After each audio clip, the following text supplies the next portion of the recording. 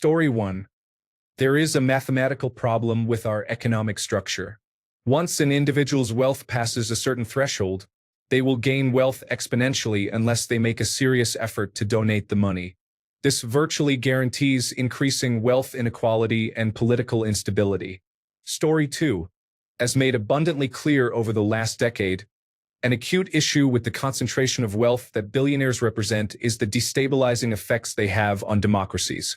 An individual billionaire, if they really care about a particular issue, can easily overwhelm and saturate any ordinary person who opposes or has a different perspective regarding that issue.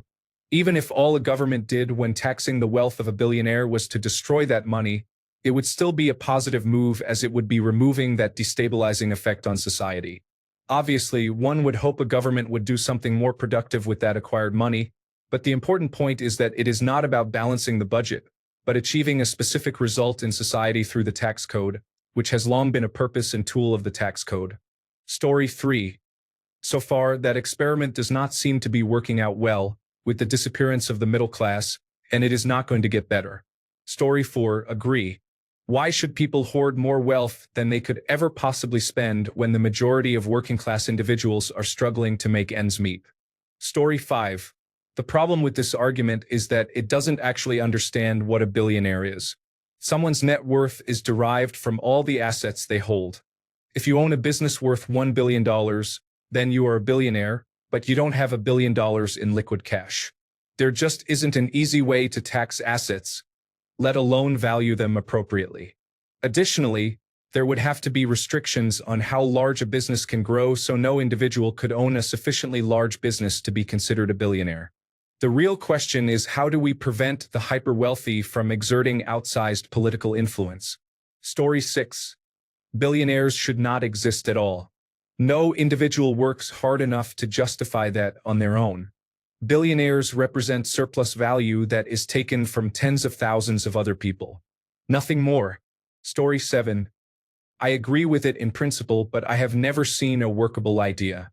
Every plan essentially suggests increasing taxes, which fundamentally misunderstands how billionaire wealth is measured. It is also relatively easy for corporations and individuals to avoid taxes. Story 8.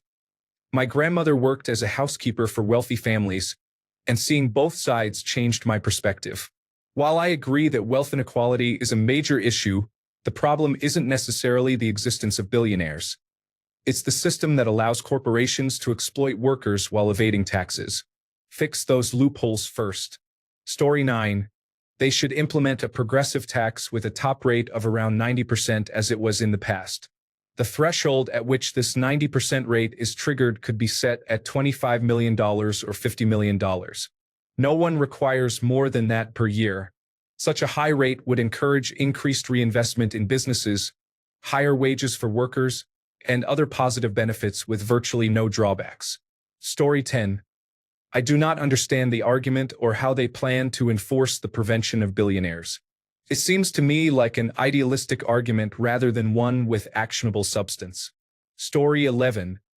It is impossible to regulate. Firstly, how do you measure wealth? Nobody has $1 billion in literal cash. It is all the value of a business in stocks. Secondly, is it right to institute a cap? There is a very fine line between wealth redistribution and theft. By capping wealth, you are essentially removing the freedom to prosper, which may seem like a good thing in America, where a few large entities have accumulated everything and created barriers to entry that are impossible to cross. However, this approach certainly wouldn't address the problem at its roots.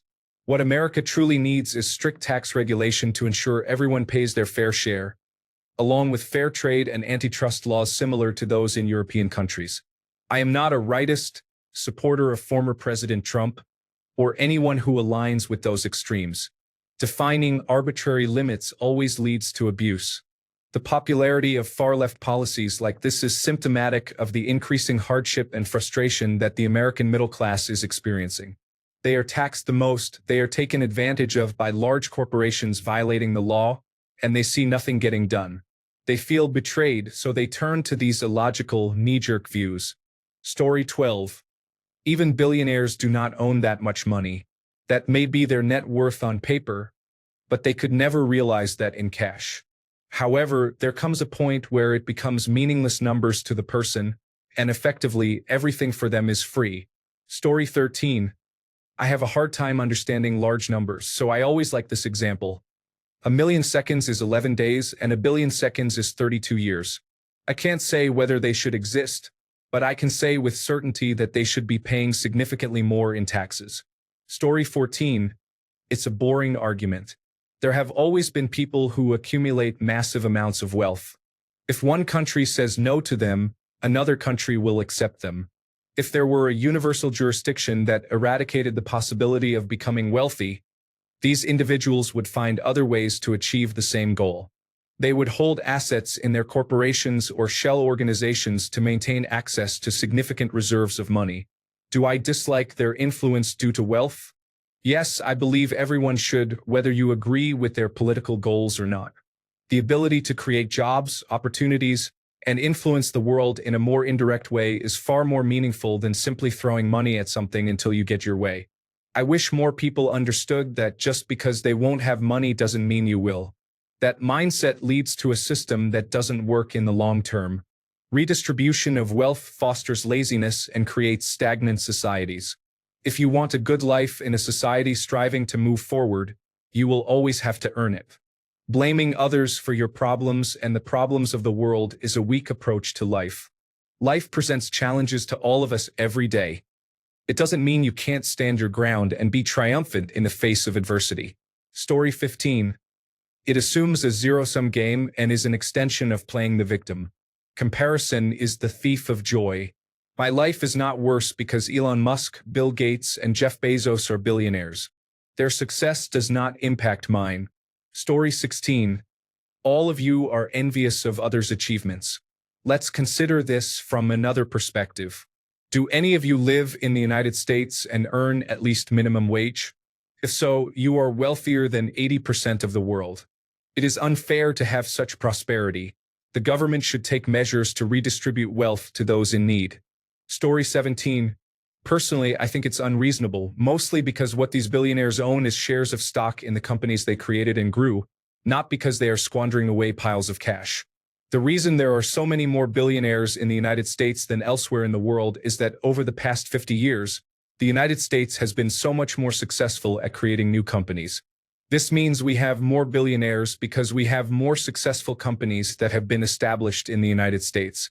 Worse than that, if you are a majority owner in a company you started that employs tens of thousands or even hundreds of thousands of people, you have a fiduciary responsibility to those employees to ensure the company you manage remains financially successful and grows, so as to provide those employees with both stability and more opportunities for career advancement. An incidental side effect of this is that if you are successful, your company grows, and you become wealthier, meaning this whole idea of why billionaires try to become even wealthier is a legal obligation, not some greedy impulse. If you strip them of their shares because it offends you, you end up closing corporate doors and firing people as you get rid of the person who led you to success. In extreme cases, this can resemble the closure of retail locations, with people being fired and customers being affected, all in the name of liquidating and redistributing cash. All of this is predicated on the belief that wealth is a zero-sum game.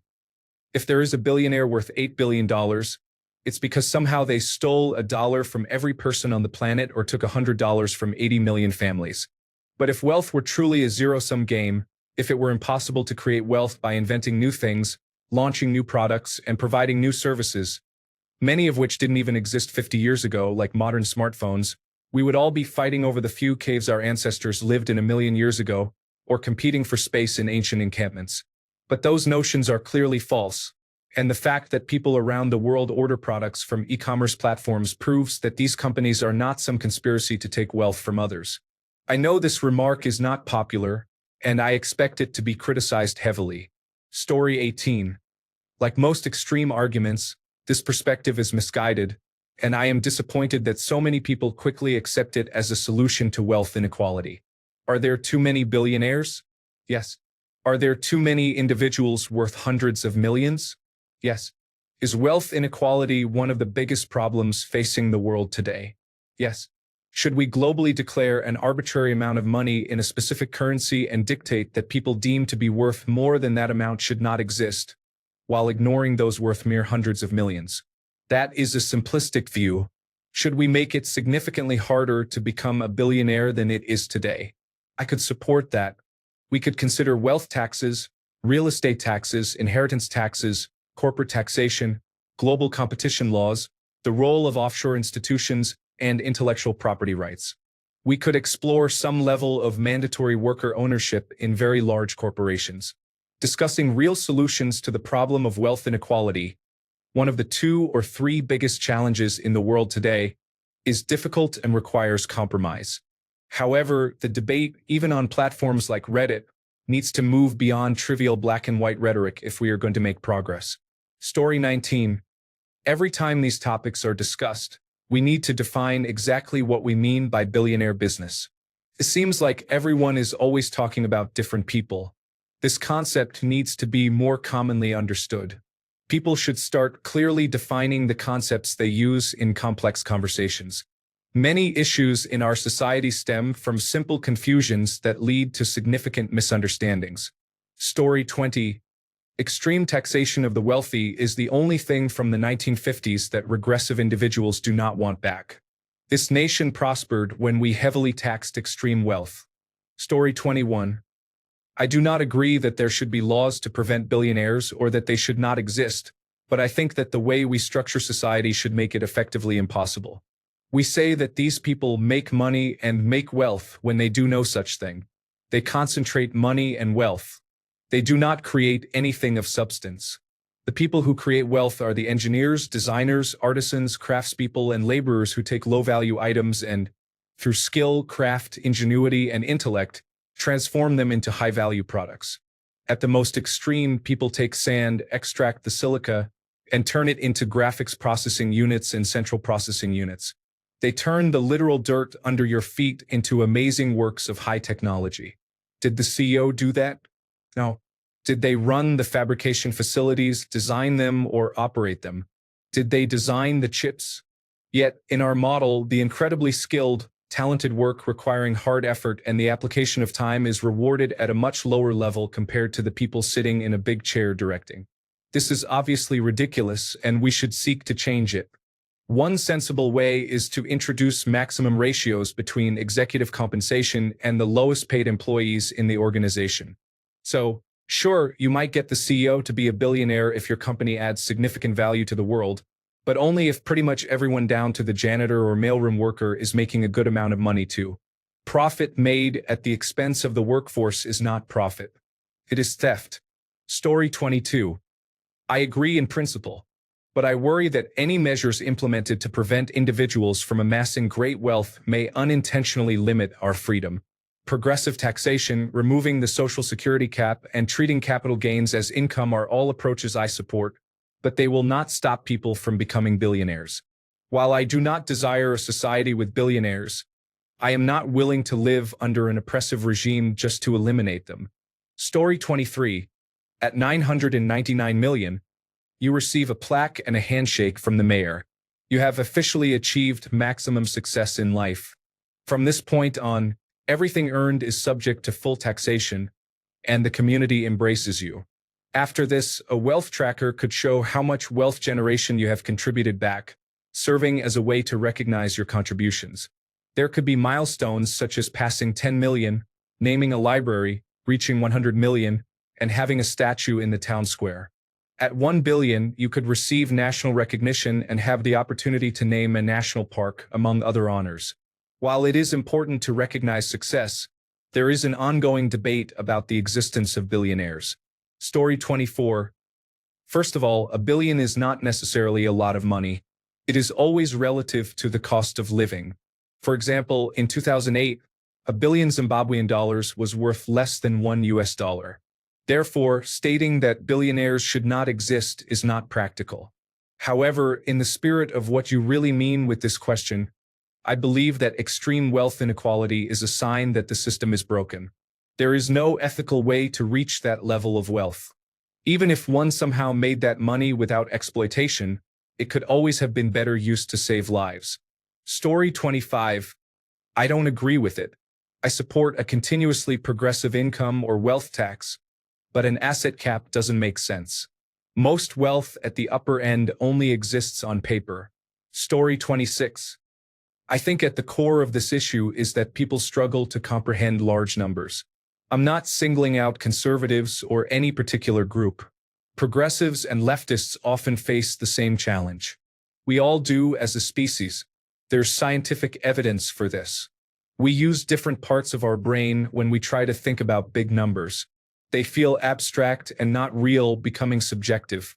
Many people mistakenly believe that a billion is similar to a million. They are both big. Visualizing the difference can help. There are useful resources that illustrate this concept, although some may use outdated figures. For example, the wealth of certain individuals can seem even more ridiculous over time. Most people, except for the most callous and capitalistic, would agree that this situation is not aligned with the principles of democracy. It's just unreasonable. Story 27. If even a fraction of the wealthy did something worthwhile with their money and actually helped society and those in need, rather than exploiting the world, I would have less disdain for them. However, seeing that they don't engage in these activities and won't even pay their taxes, I don't believe they should exist.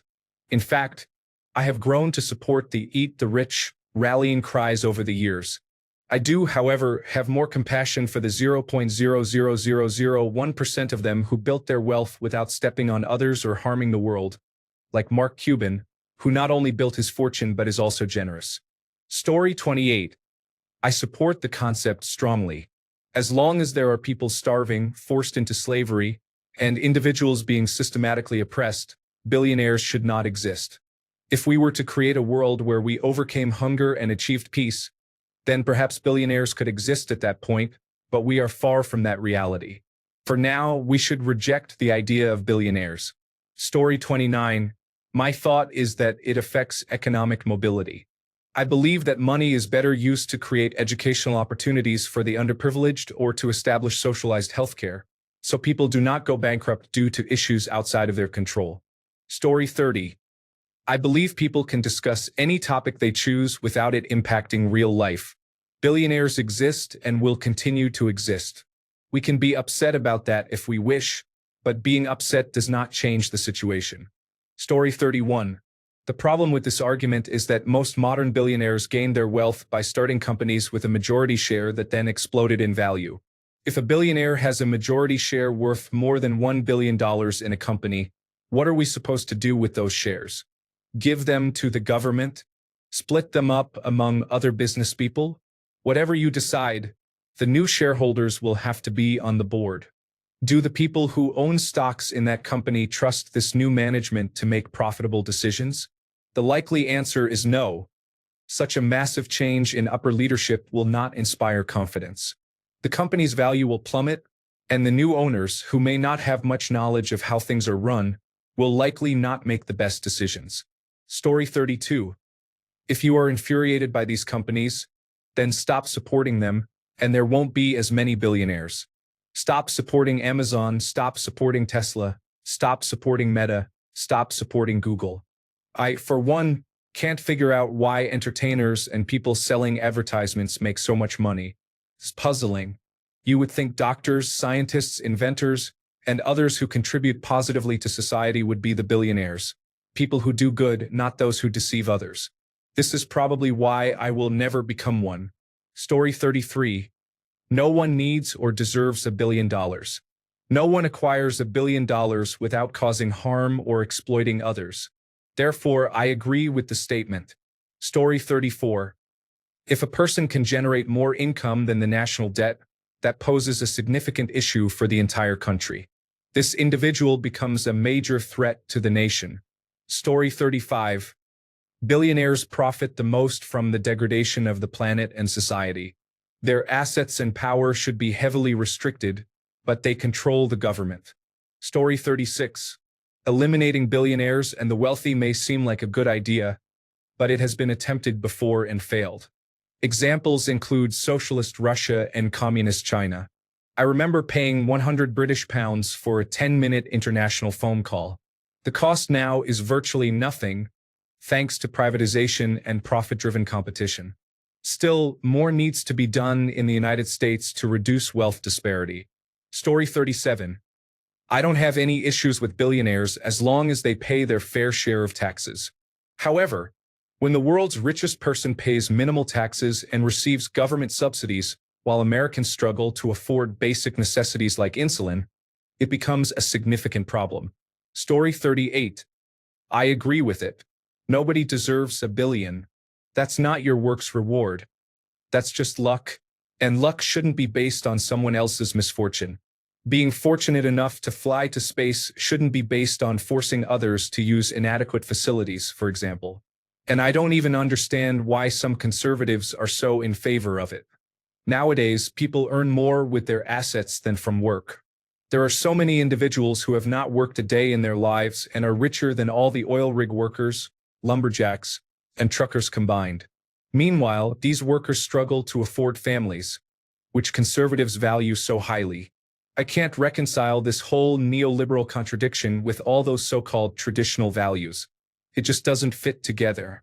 Story 39. You can still be motivated to work, very wealthy, much richer than most people, and simply not be a billionaire. All of these things are compatible. Story 40. The existence of billionaires and corporate monopolies is a significant failure of government taxation policy and regulation. Story 41. How do you stop it? The people who believe billionaires should not exist are part of the group that says, I don't like the way you're using your rights, therefore you shouldn't have them. This is ironic because historically, we have determined that allowing the crowd to decide who gets to have rights is generally very harmful. Story 42. I find it a lackluster argument.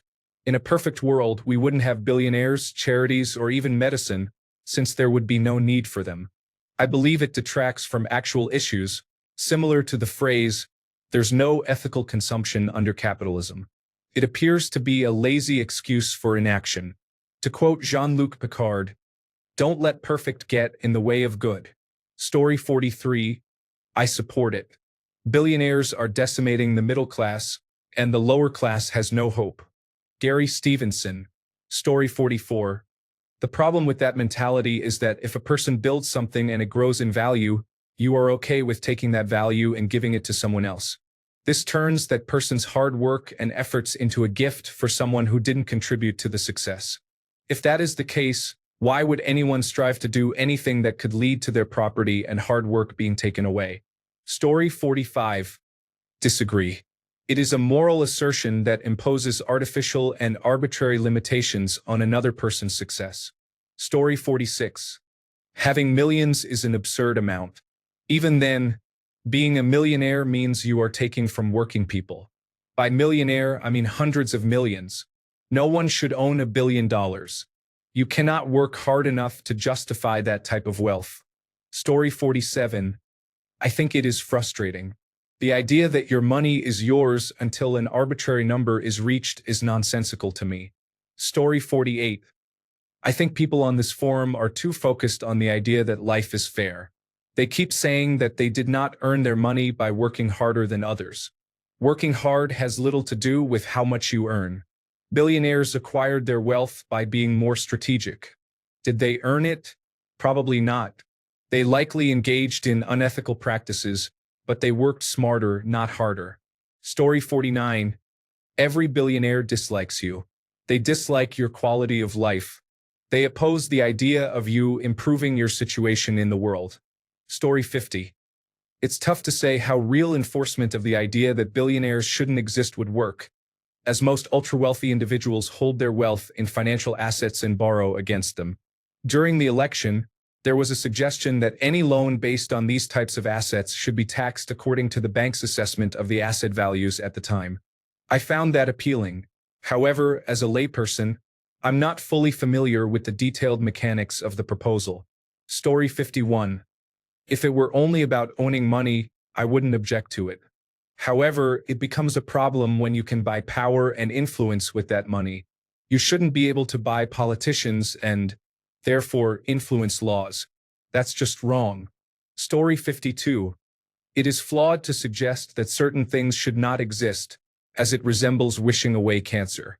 This approach will not be effective. The real question should be, Why do they not pay higher proportions in taxes to contribute to the system that enabled them to accumulate such wealth in the first place? The answer is greed. Story 53.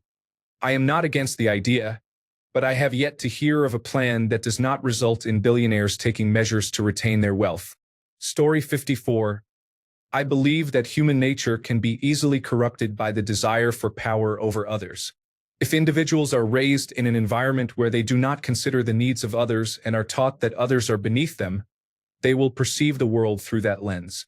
I am not referring to individuals with new wealth, even though many of them could fit a description of sociopathy. This primarily applies to old money families who have controlled significant portions of the world through their wealth, real estate, and financial institutions. These individuals often view the world as their own, considering the struggles of others to be trivial or even beneficial to them. I doubt that they would be concerned if the majority of the population disappeared, as long as they could continue to live comfortably in the foreseeable future. Throughout history, there have always been billionaires, ever since we transitioned from hunter-gatherer societies, and I believe this will persist until the end of time. Poorer individuals are often raised to recognize and empathize with the struggles of others because they themselves have experienced hardship. In other words, if no one teaches you empathy, you are unlikely to develop it. Those who currently control most of the world's wealth have not experienced empathy for generations and are, in many ways, emotionally underdeveloped individuals. Story 55. Socialism or barbarism is a long-term consequence of the socio-economic influence of the Industrial Revolution. Despotism becomes destiny when citizens are taught from cradle to grave to think based on algorithms owned by those with the greatest wealth inequality in human history. Story 56. I agree, and here is why. Money equals resources. Hoarding resources while others are suffering or struggling due to a lack of them is simply unacceptable. It's not complicated. Story 57. I agree. It's impossible to be a billionaire without exploitation, and it's possible to be incredibly rich without being one. What amazed me was the fact that the gap in wealth between Jeff Bezos and Robert Downey Jr. is greater than that between a medieval queen and a peasant. Robert Downey Jr. is one of the richest actors in Hollywood. Story 58. My argument is quite simple. They deserve all that they earn, $999 million, and they can keep it. Even if they were to spend $1 million a day, throw lavish dinner parties, and indulge in other extravagant activities, they would still live better than 99.9999% of the entire planet. They would also have money left over for next year when they receive $999 million again. I don't think money is at the top of their list of concerns. Story 59. I think it's fine, but they should be taxed, and every 5 years they should conduct an adjustment on unrealized gains. Handing down billions to children or family trusts should have low caps, enough for education and to live a comfortable life, but not billions. Story 60. My opinion is that no one needs that much money. That is just how I feel about it. Eventually, you reach a level of wealth where you do not experience an incremental increase in your happiness or life outcomes. Story 61. Money aside, it does not sound great for any individual outside of a government-related position to have as much power as a billionaire does in the United States right now. They can effectively use their own companies and other assets to silence any individual if they really wanted to, whether through removing their platform, banning them from employment, or other means. Oh wait, hold on. I'm reminded that there is an extremely low chance that I might randomly become a billionaire. Please leave our wealthy leaders alone. Story 62. I don't care if billionaires exist.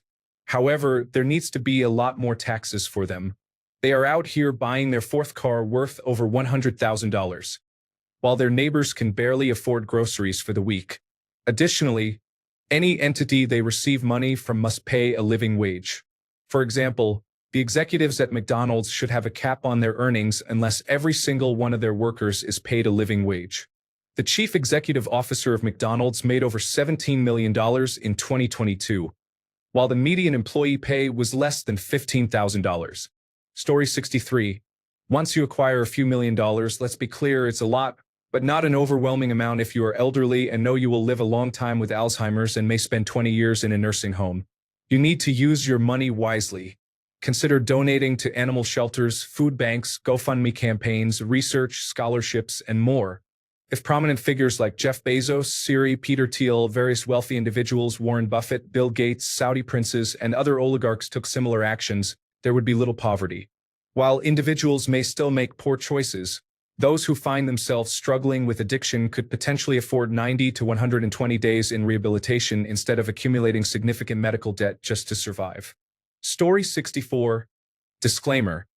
I am not a finance or economics expert. I cannot determine if these ideas are workable. However, I see that our system does not benefit anyone except the extremely wealthy. Wealth hoarding needs to stop. I am not against some individuals having more, provided that those with the least have a safe roof over their heads, healthy food to eat, access to healthcare, and a safety net guaranteeing they will never lose these necessities. What if we raised the corporate tax and offered tax rate reductions based on pay practices? For example, if your chief executive officer makes 300 times more than the lowest paid worker, you do not receive a tax adjustment. If your chief executive officer makes 200 times what your lowest paid employee earns, you receive a percentage reduction. If your chief executive officer makes 100 times what the lowest paid person earns, you get a different percentage reduction. If your chief executive officer makes 50 times the lowest paid person, you receive yet another percentage reduction. Would this allow businesses to remain profitable while encouraging them to self-regulate? Could we also implement something on the individual tax side to make it worthwhile for a talented chief executive officer to take a job in a company with a more favorable chief executive officer to employee ratio? Another idea is to base taxes on the budget. The federal budget is established, and those holding the top 33% of the wealth fund 33% of the budget. Those holding the middle third of the wealth fund the next 33% of the budget, and those holding the bottom 34% of the wealth fund the remaining 34% of the budget. Of course, the brackets could vary. The point is that you fund the country based on how large your share of the pie is. That is my main concern with individuals who believe it is unfair for the wealthy to pay a higher rate. They possess a larger share of the pie. Consider it this way. If you and your spouse divide the bills, would it be fair to split them equally when one spouse earns $100,000 and the other earns $50,000? Of course not. Story 65. Nearly half of our wealth as a nation is tied up in the bank accounts of a small percentage of people, which only makes them richer. That money could be used by regular individuals, being spent on goods and services and helping to keep the economy moving. What truly matters in an economy is that money is circulating, not just accumulating. Money that remains idle benefits no one, and even typical investments today aren't creating numerous jobs. They only foster new technologies based on promises and hopes. The greed of the wealthy is undermining our civilization. If we do not put a stop to it, they may ultimately lead to our downfall, whether through climate change or by binding us to company-owned cities, trapped by debt to the corporations that control us. Story 66. Owning an interest in a business is not the same as having large sums of cash hidden away. The real issue is the legalized bribery of our elected officials. Rules were established to provide ethics and checks on authority. These rules are being ignored or manipulated along political party lines. They are all breaching their oaths of office. Story 67. It is a nice idea, but I have never heard an intelligent argument for how it could be implemented. You can tax unrealized assets, and most people do not understand money or how the loopholes in any argument are glaring. Story 68. In favor, it is clear that an individual who accumulates excessive wealth may have serious issues, and a society that permits this behavior is a problematic society. Story 69. Unless you are actively using all that money for good, and it is almost impossible to spend it all anyway, what is the point? Story 70. It is not the amount of money that is an issue. It is how it is acquired. If someone starts a company, provides a valuable and safe product, and runs their business ethically, there is nothing wrong with that person becoming a billionaire. I feel the same way about someone who is able to make smart and ethical investments. On the other hand, someone who becomes a billionaire by cutting corners, abusing loopholes, exploiting tragedies, or engaging in fraud, bribery, or thuggery to advance their wealth is morally wrong. I recognize that a certain type of personality can be beneficial for those aiming to achieve the highest levels of success. However, that does not mean everyone in that position is a sociopath. The culture may not revere a billionaire who achieved success legitimately but does not give to charities as much as another who does. Still, we cannot truly say the former has done anything morally wrong. That said, the practical reality is that it would be difficult to find billionaires who reached that status without some ethical breaches. It would also be challenging to find any among them who was not gaming the system to acquire as much wealth as possible out of fear that it could be taken from them. Consequently, strategies such as diversification, tax shelters, shell companies, and other maneuvers are often employed, sometimes with the assistance of unscrupulous actors. We need to improve our ability to discern good and bad behavior, ensuring that we punish the wrongdoers without scaring the virtuous. I believe that, as a result, the investor class would be more populated by those who understand how negatively public perception views being an ungrateful hoarder, which can be mitigated through charitable contributions. Story 71. Once you reach £999,999,999, all other money you earn should go into a global fund for meaningful initiatives, such as ending famine. Story 72. I agree with the sentiment but would probably disagree with most methods designed to achieve it, as the ends do not justify the means. Perhaps if we had more anti-monopoly laws. Story 73. Most billionaires and 100-millionaires are only wealthy on paper due to the value of the companies they own. Most of them, though not all, do not have large amounts of cash in a bank or vault. They are still significantly wealthier than most people ever experience, but much of their wealth is tied up in the businesses they own. They cannot liquidate all their assets without causing a massive devaluation as they sell, which can lead to others also selling their shares. As a result, many of them are stuck with their investments. Thanks a bunch for sticking around till the end of the video. Remember to subscribe, and until next time, stay awesome and goodbye.